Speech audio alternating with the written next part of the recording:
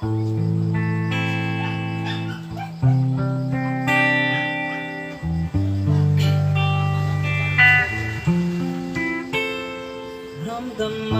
tubig ang sinisisig, naglalaki ang mga braso sa aking dumitibig. Ramdamay tubig ang sinisisig sa patagal ng paghinga sa akin kayo'y bibigin. Ako'y isang surena, kahit anong sabihin nila, ako ay ubod ng ganda.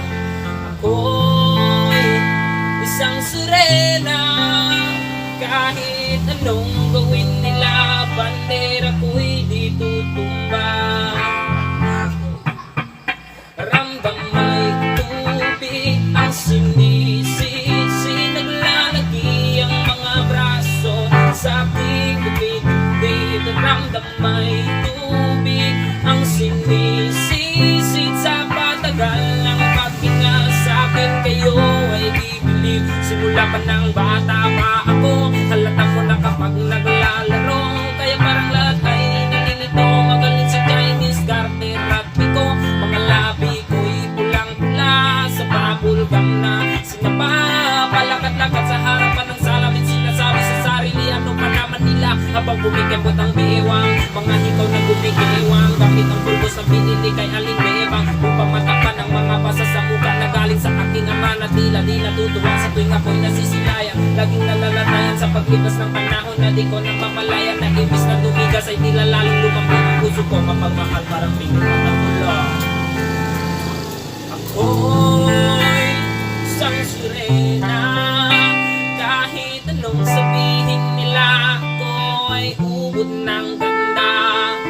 Ako'y isang sirena, kahit anong gawin nila, bandera ko'y di tutumba.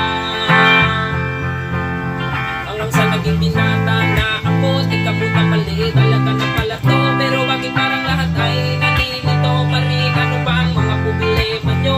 Ano ang mga kilos ko'y iba sa dapat makita ng iyong mata? Sa tuwing nanonood ang di ka laging nakatulala, kahit di pumasok ang bola, ako'y tuwang-tuwang dahil tinanyo na sa tapang. Kasi gano'n na lamang ako baluin ng tubo kahit di nakalawang. Tama na naman itay, di na po ako pasaway, di ko na po isusumot ang lumasayang iimay. Kapag ako'y iniiyak ay sumusubo sa amon, iniisip ko na lamang na baka ako'y ampon. Kasi araw-araw na lamang ay walang rumay na parang labot ang bata po pag ilan pa ng dagat. Ako'y isang sirena, kahit anong gawin nila, bandera ko'y di tutumba.